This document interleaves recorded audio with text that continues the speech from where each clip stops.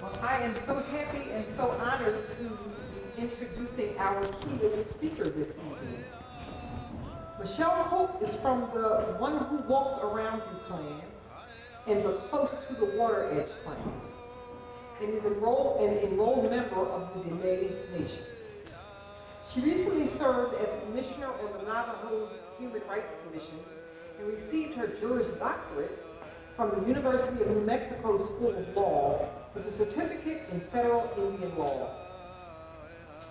She is a doctor of judicial science, SJD, candidate at the University of Arizona's Indigenous Peoples Law and Policy Program. She's a founding member of the Water Protector Legal Collective, WPLC, the on-the-ground legal team formed to protect Indigenous peoples' human rights in the Standing Rock encampments. She's also the founder of Divest Invest Protect and co-director of the Indigenous Women's Divestment Delegations, an Indigenous-led international human rights campaign pressuring banks, insurance, and credit rating agencies to divest from harmful extraction companies and projects and invest in the survival and self-determination of the world's indigenous people. She's currently developing and directing the Indigenous Human Rights Defenders and Corporate Accountability Program at the University of Arizona School of Law. We are happy to have Michelle Cook here with us this evening. She is going to introduce her talk, and I'm sure that we are all going to have the theme of our residency and the conversations that we've been having further augmented. Awesome. Thank you so much. Thank you. Thank you. Appreciate you. Well, hello, everyone. My name's Michelle Cook, and we have a lot of material to cover today, so I'm going to try to get through it all. So yat a Michelle Cook initiate hanagatni nishlin bilagana basishin tuobahi dashich a bilagana dashanale. My name is Michelle Cook. I am born of the One Who Walks Around You clan of the Dine Nation, and my maternal grandfather's clan is Close to the Water Edge clan, and this is how I identify myself as a Dine woman. As was introduced, I am currently an SJD candidate at the University of Arizona School of Law. And I recently served as a commissioner on the Navajo Nation Human Rights Commission. I was appointed to that position when I was 30 years old and served my 4 years, and I'm happy to have served that time for my tribal government, and I'm happy to move on to other work. I'm also the founding member of Water Protector Legal Collective and Divest Invest Protect, which we'll get into more later. A lot of my work has to do with Indigenous peoples, and I'm not sure if you all know who Indigenous peoples are, but according to the United Nations, there's about 370 million Indigenous peoples in the world. And Indigenous peoples, while we only represent 6% of the total population, we represent 90% of the world's cultural diversity, and we also manage 20% of the Earth's landmass. And that is also harboring 80% of the world's biodiversity. So Indigenous peoples are incredibly important for the environmental protection that we've offered through our stewardship of land. And we're also very important because we have systems that have a lot to teach right now at this moment for humanity. In the United States, American Indian reservations, while they cover just about 2% of the U.S. landmass, our reservations contain 1/5 of the domestic oil and gas reserves here in the United States, so that you can imagine the difficulty Indigenous peoples are currently facing as we protect really what is left of the United States natural resources, but also, it's Indigenous peoples whose bodies are really on the front line between extractive industries and what's left of our territories. And it's estimated that there's around 5,000 indigenous distinct societies on the planet right now. However, each one of these tribal communities are facing extinction or facing some type of traumatic dispossession as a result of third parties or states and non-state actors, often for extractive industries. And these extractive industries are usually corporations and businesses, and these businesses have investors. And so that's a lot of what we're going to be covering today will be about investments in oil and gas. However, first, to really understand that, I want to talk to you a little bit about the Dakota Access Pipeline. And I'm not sure if many of you are familiar with the Dakota Access Pipeline, but for many years, at least since 2014, the Standing Rock Sioux tribe, among many other tribal nations, withheld their consent to a proposed pipeline. This pipeline was proposed by Dakota Access, which is basically it's a corporation that has, they call it a multi-limited partnership. And it's a type of corporation that can basically merge with other companies. So Dakota Access Pipeline is owned by 4 companies, including Energy Transfer. And Energy Transfer is the major constructor. However, Phillips 66, Martin, and Enbridge are also the other 4 companies behind Apple. And so this pipeline, is almost 2,000 miles and pumps through about 500,000 barrels of oil a day. And up until very recently, about last week, the ETP proposed and then was approved to pump through 1 million gallons in the same pipeline. So this is still an issue that is going on. But, the Standing Rock Sioux had been fighting this pipeline for quite some time. And at first, when the pipeline was first proposed, it was actually proposed to go through Bismarck, which you can see here, which is around the middle of the the map. However, after the citizens of Bismarck recognized the danger of having this type of oil within their territories, they said no. And of course, this community is a non-native community, and so the pipeline was rerouted because they had opposition. It was rerouted instead to cross near the Standing Rock Sioux Reservation, and where it's crossing is one of the only areas of fresh drinking water for the Standing Rock Sioux, but also for millions of people downstream. So it was incredibly disturbing that this type of actions continue to this day. And so individuals and people began to have a camp in Standing Rock in order to begin to create opposition. And so that camp started actually in April, and it continued until February, but you can see in August 2016 is when I was able to go to camp and to begin to provide legal observation for some of the individuals there. Then you can see the growth of the camp just in a matter of months. And so by the time February ended, our camp was the 4th largest city in North Dakota, with around 11,000 people. And if you can imagine, right now in Afghanistan, the United States has about 11,000 soldiers in Afghanistan. So we had a lot of people in this camp, and it was really incredible. And so my role there as a lawyer was really helping to organize with other lawyers to create legal infrastructure to begin to process many of the arrests that were happening as a result of individuals taking direct action against the pipeline. And here you can look at, literally what we started from the grassroots with no money.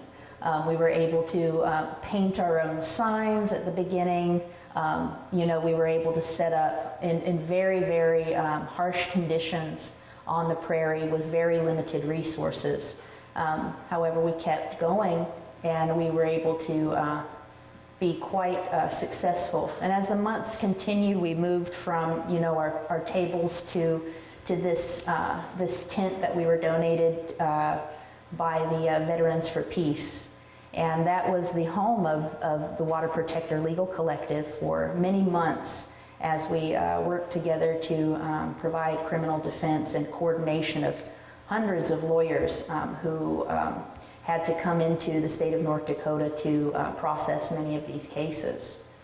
And as we continued to fight, we began to see the increasing criminalization of Indigenous human rights defenders. On September 3rd, one of the private security actors who was policing the pipelines used dogs to intimidate and harass protesters. And I was there on September 3rd, and it was a very, very interesting and terrible experience. But you can see, based on this, you can really see that we haven't gotten that far. From Selma to Standing Rock, we still had the use of dogs to repress freedom of speech and freedom of assembly. And we really got to see what's a microcosm of repression that really continues to exist in the United States of America. One of the actors, again, that was really problematic and more than problematic was a human rights abuser, the private security company Tiger Swan. This was a private security company that had its formations in Iraq to basically investigate and put down what they deem are terrorists in Iraq and Afghanistan. And so after those wars, they came home and they began to police here in the United States. And they were quite active. And so these are two of the injuries that occurred on September 3rd. And one of the photo on the right, on the far right, on your left, on my right, that's a photo that I took while I was there as a human rights observer. And so I was right out of law school, and I was placed in this environment where I was one of the only people that was a law-trained individual that would actually sleep and stay at camp. And we learned so much about how the legal system really is not equipped to actually sustain revolution. The legal system was not created to protect Indigenous revolutionaries. And in fact, when we began to manifest this revolution, we really saw the breakdown of what we thought was a legal infrastructure. Where were all the groups that had a lot of resources? They came and they went. And that's a problem with our legal system and with the groups that exist in the United States that are supposed to be protecting rights. When we are in a crisis, you really see who is going to stay and who is not, who will say we just simply don't have enough resources to send to the crisis zone. I don't want to mention a name of the organization, but there's one organization in particular that I called in early August, and I said, we really need you all to send human rights observers, and they need to be permanently here at camp.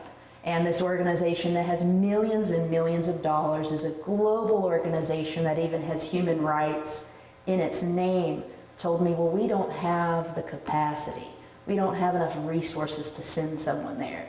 And of course, here I am, at that time, 30 years old, and I'm hearing the people who are supposed to be here for us, the top people who are supposed to be protecting us, telling me that they're not going to come. And so there was no other choice but through necessity to create that legal infrastructure and that protection for ourselves.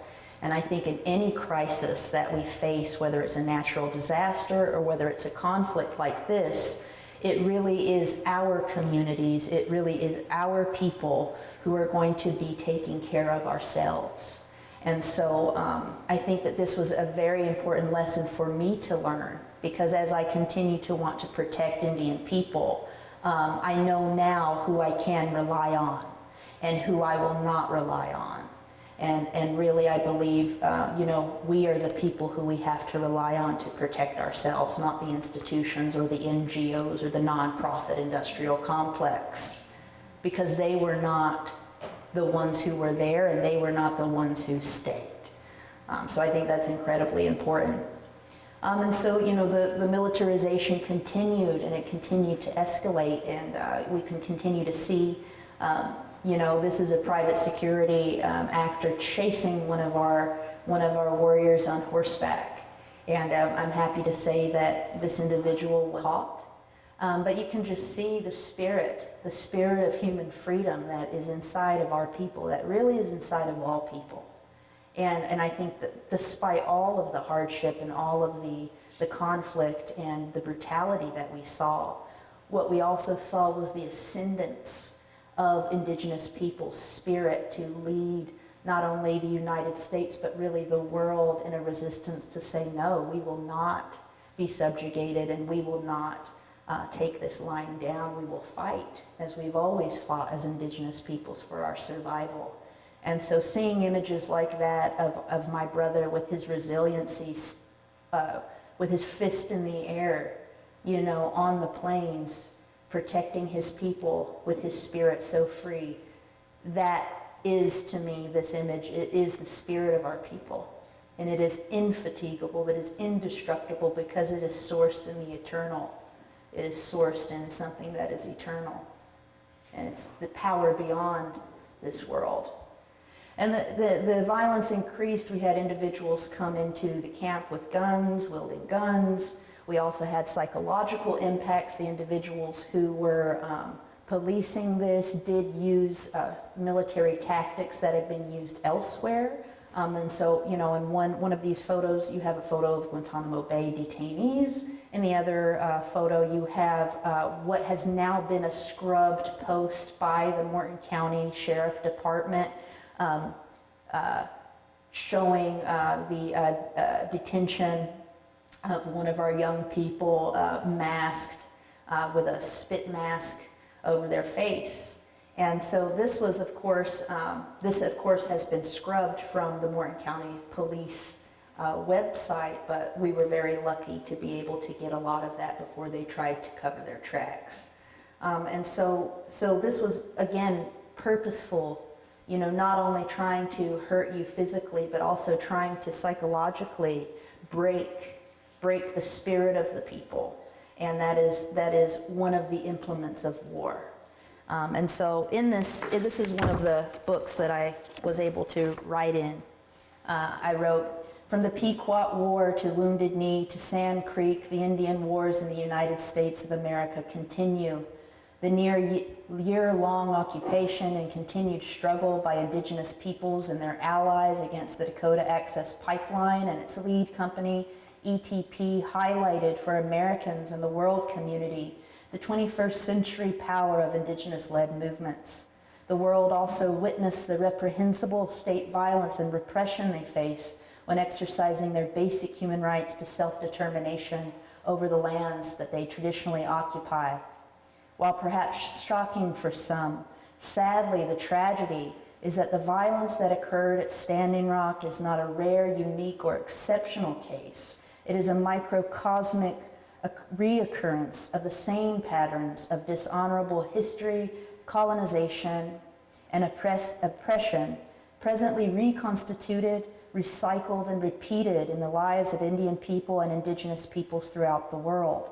And so I don't know if many of you all are familiar with Nietzsche, but Nietzsche, he has a concept called the eternal recurrence of the same. And if you've ever watched Groundhog Day, basically that's kind of the same concept. And so really, what happened in Standing Rock is just a continuation of the Indian wars, wars by other means, whether it's political or now, moving through extractive industries. And I think that understanding that microcosmic reoccurrence is really important because we have to recognize that this is kind of like a colonial samsara. And samsara is a Buddhist term that describes the wheel of suffering. And so I use that terminology to describe colonization as a wheel of suffering that we continue to be on as human beings, and that we have not completely gotten off of. And we need to. We have to be able to get off of this colonial samsara because this illness is now taking us to the brink of an existential crisis through climate change. And so we all have a responsibility and a duty now to bring forth the change that will heal our planet. And so, again, more human rights abuses occurred. This is one of my one of the young people who I know, and people were numbered. They were numbered in these dog kennels as part of the repression. And many individuals survived this actual numbering. And it continued until, December, where we had, the use of water cannons in freezing temperatures against indigenous peoples and resistors.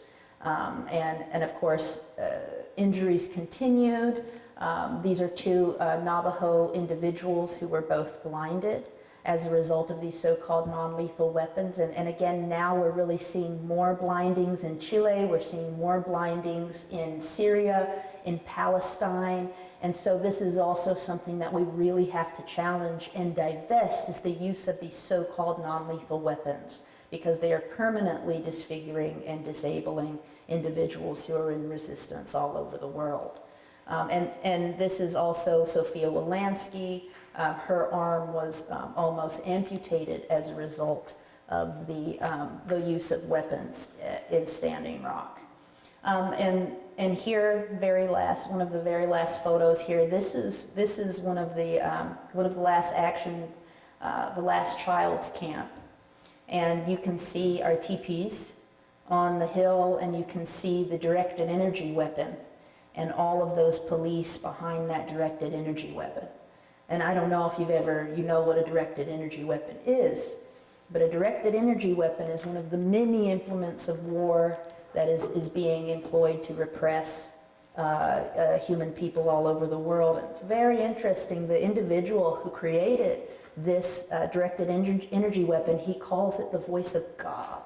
And the reason why he calls it the voice of God is because they're able to take a frequency, sound, which is a holy thing. Sound, Om, the frequency of healing, can be used also as a weapon. And so they're able to take this sound frequency and direct it any length, miles. And what they've used it on is that they will whisper into the ear of a so-called terrorist in their language and pretend to be God. And the individual is literally hearing a voice in their ear, and they're going crazy because they literally hear someone speaking in their language saying that they are a god or a demon, and they're creating psychological disturbances. Again, one of the implements of war is psychological warfare. These weapons also can damage eardrums. They're very, very not good weapons, but they were used right here in the heartlands of the United States of America. So war is right here at our door, really, and always has been as indigenous people. So what could we do? What is there to do when you have this kind of repression that's at your door? And part of what we were told when we got there was the prophecy of the black snake. That there would be a black snake that would come into the territory, and that the people had to defeat it basically in order to save the world. And this is a very old prophecy from the Lakota Nakota peoples that was given to us and also framed our presence there fighting this pipeline. But really, if you want to kill an enemy, and if you want to slay a monster, and if you really, anytime you're going after an enemy, no matter what it is, you really have to understand who your enemy is. You have to stalk your enemy. You have to hunt them. And you have to understand where the monster sleeps. What does this monster eat? How has this monster been born?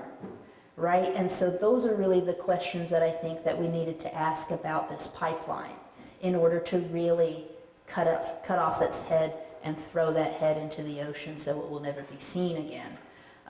Where are these things coming from?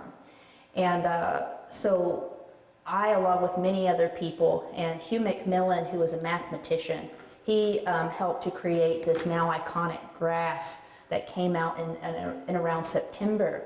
And this graph was incredibly powerful because it was able to show the financial streams that enabled the pipeline to be created. And so you can see all of these various international banks, from Credit Suisse to DNB Capital in Norway, to Sumitomo in Japan, to the Royal Bank of Canada, to UBS in Switzerland, Goldman Sachs, JP Morgan, etc., Wells Fargo, HSBC.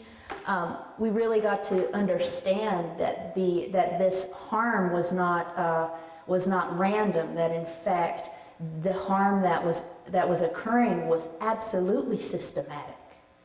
It had to be systematic because there had to be all of this infrastructure and all of this work to allow this type of construction to happen.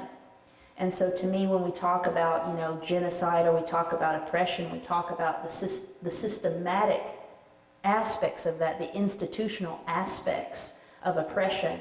This is part and parcel of what we need to understand, that every single oppression that we observe, every single harm that we observe, whether it's the prison industrial complex, whether it's the detention of children on the border, whether it's the pipelines in the north with Wet'suwet'en, each and every single harm and oppression is financed by someone, is paid for by someone. And so who are these people? Who are these people who have harmed our people? And let their names be known.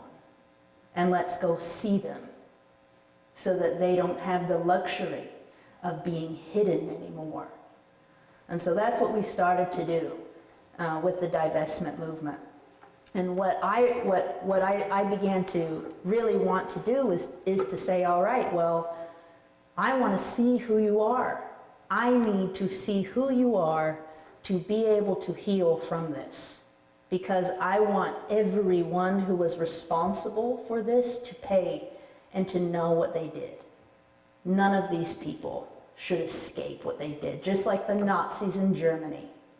And there's still Nazis on this earth that are hiding from their crimes for what they did. And to me, these bankers are the same kind of people who financed the concentration camps that destroyed or tried to destroy our Jewish brothers and sisters. And so we have to look at the banking in the same way that the Nuremberg trials looked at the financiers of World War II. And so we had that history already from World War II to look at. And so, what better than to take indigenous women and indigenous peoples who experienced this and go right to the source, right to Europe, to where these men are, and to look them dead in the eye and say, you will not do this anymore. You are not going to hurt our people anymore. And if you do, your name will be known. It'll go inside my book. And you will be the villain of history. And if that's what you want for your name and for your family, so be it, but you have a choice. And I was able to take a couple names out of here. UBS, in fact, Christian. Hi, Christian. I told him that when I was in Switzerland, and all of our women really put a lot of pressure on UBS, and I'm happy to tell you that UBS has not renewed any of their credit facilities as of yet to ETP. And so it does matter that we go there and we show them the human rights obligations that they have, the human rights abuses that occurred. And this was just one of the many delegations that we had. What's really interesting about this photo, and this goes into the whole architecture and the weird psychology of banks, is that this bank is Deutsche Bank in Frankfurt. And this bank, if you can imagine, here we are, small little women, and the bank is this megalith in front of us, intimidating black glass that says, we see you out there, but you will never see inside here. This is like the Death Star, if you will. Black, not transparent. The architecture of the bank itself speaks to the power that it wants to hold over people's consciousness. And also and if you feel like it, all of the banks, the architecture of the banks, whether it's Wall Street, all of it is meant to make you feel small. So that also has to be undone. And it's purposeful. They want people to feel powerless beside them. That's why they make their buildings look like that. And that's why we have to get inside of them. That's why we have to knock the door down. Because we basically have to destroy their god of money. Because if money is the reason why all of this harm is happening, then we have to destroy money. We have to destroy their god, if that is what they worship. So, we enjoy that.